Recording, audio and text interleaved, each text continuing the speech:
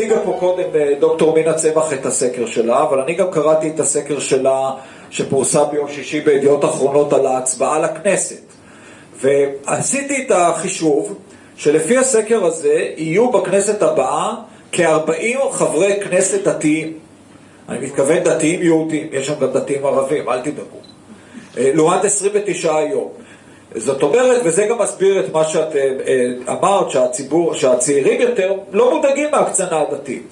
כי הם הרבה יותר דתיים הצעירים יותר, יש פה מגמות דמוגרפיות. אנחנו חייבים להתעורר לפני שיהיה מאוחר מדי.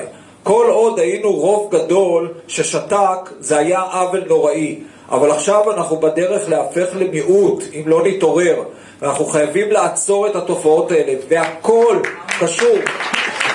הכל קשור, זה לא רק השאלה, אנחנו מדברים על הדרת נשים, תסלחו לי, היא לא התחילה אתמול. הדרת נשים קיימת ברבנות ביום קום המדינה.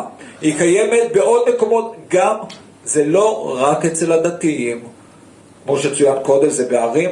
אני חושב שהיה צריך להזכיר את ויולט חורי, שהייתה ראש המועצה המקומית של כפר יסיף, למעשה ראש המועצה הראשונה בישראל, שהיא בכלל מהמגזר הערבי, כמו שאתם יודעים.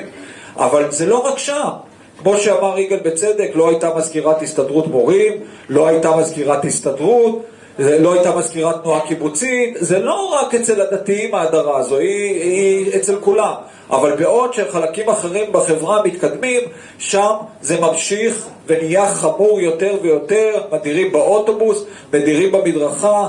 זה קשור לזה שלא מאפשרים לנו להתחתן איך שאנחנו רוצים. זה קשור לזה שלא מאפשרים לתחבורה ציבורית לנסוע בשבת. זה קשור לכך שהדתיים והחרדים עושים פה ככל העולה על רוחם, בהסכמה של הנציגים שלנו בכנסת, שאסור שתימשך, כי זה עלול להיות מאוחר מדי. זה פשוט, אם אנחנו מסתכלים על מה שקורה בבתי הספר, אז אנחנו יודעים ששם כבר יש רוב דתי. בכיתות הנמוכות כבר יש רוב דתי, מסורתי, חרדי, תקראו לזה איך שאתם רוצים.